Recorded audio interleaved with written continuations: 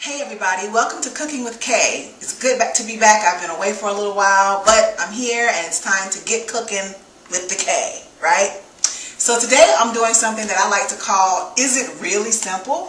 That means I take a real simple recipe from my favorite magazine, Real Simple, and I test it. So today we're doing something from the August 2010 issue. It just came out, and as you can see from the cover, it talks about these spectacular 3-ingredient recipes. So we're going to try one, and this is going to be found on page 189, and they probably have a link to it. So if they do have a link to this recipe on their website, I'll put it down there so you can go to it, okay? So today we're doing a Havarti-stuffed chicken with a tomato salad with pepperoncini. Now the recipe in here calls for heirloom tomatoes, but I couldn't find any, so I'm using regular tomatoes on the vine, and I'm going to show you how to do that later. So our 3 ingredients, it's supposed to be 3 ingredients. The 3 ingredients are chicken, Havarti cheese, and olive oil, okay? Forget about what I said about tomatoes. We're going to do that later, okay? So here are my ingredients right over here. I have a chicken breast. I have dill Havarti cheese, and olive oil. Salt and pepper don't count because in Real Simple they want you to have a pantry, or they assume you have a good pantry, which includes salt and kosher pepper, kosher salt and pepper. All right.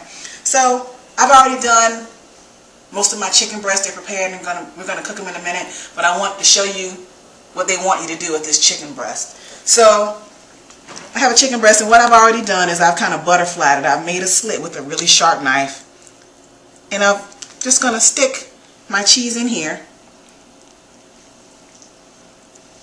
So simple. So far, so good. And salt and pepper it.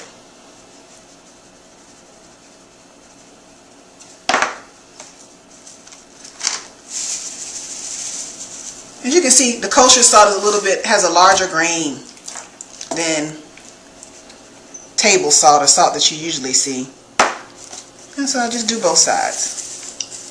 So I'm going to head on over to the stove and get started and show you the second part of this recipe. But so far, so good. Really simple, right?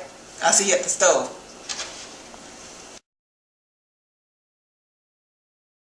Okay, you guys, I'm really back to show you that, when you're working with chicken, wash your hands. Okay, bye.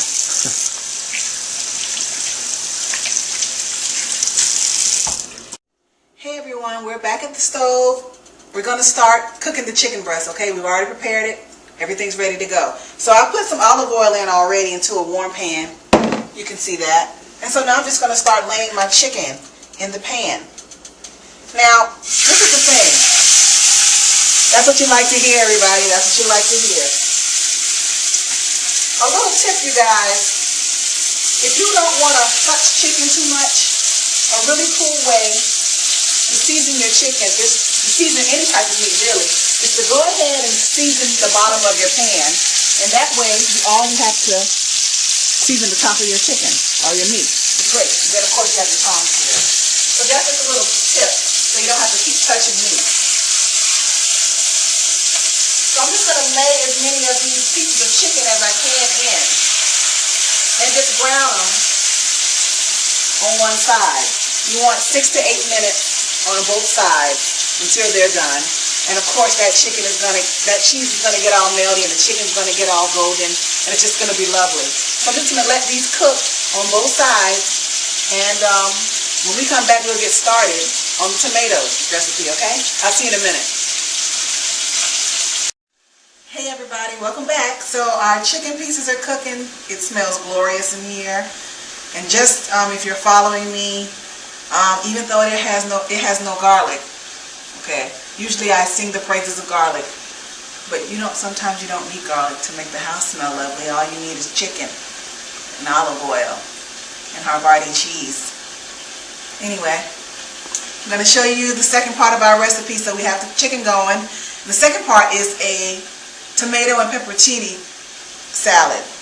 So you can see it calls for a pound of heirloom tomatoes, but I told you earlier that we couldn't find heirloom tomatoes, so these are just plain red on the vine tomatoes that I've already chopped, well sliced, and I'm going to do one more. And let me tell you what the ingredients for this recipe are. Besides the tomatoes, the main thing, pepperoncini, peppers. You probably know these from eating, if you've ever eaten a Greek salad, then you've seen these before. These are just sliced. You can buy them sliced, and that's what I did. And you need salt and pepper and olive oil. But the main ingredients really are the tomatoes, the pepperoncini, and the olive oil. I'm adding scallions because I like a bite of onion with mine. So I'm going to go ahead and chop up this final tomato. Ooh, this cuts like a Ginsu knife. And I don't like the end really, so I'm going to leave that alone. So I'm just going to lay these down. So far so good, you guys. And I'm just going to add some kosher salt.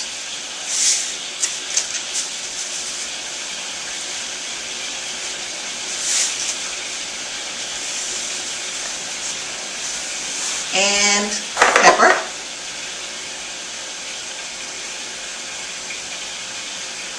And you can add your salt and pepper to taste, remember that. My pepperoncini. I've never heard anybody say pepperoncini, so I don't know if it's pepperoncini or pepperoncini. But since they're from Italy, I'm going to go pepperoncini. Pepperoncini. Alright? And if I'm pronouncing it incorrectly, you guys just let me know down there, okay? And I added my scallions and my olive oil, so I'm just going to drizzle that. And that's my dressing. And that's that, really. So I guess so far so good. How long did that take? I don't even know. 2 minutes? 30 seconds? Y'all clock it. Alright? So this is my side dish, and that's that.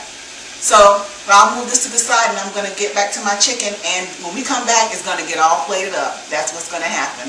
You better come back, because you know you want this. You know you want, well, not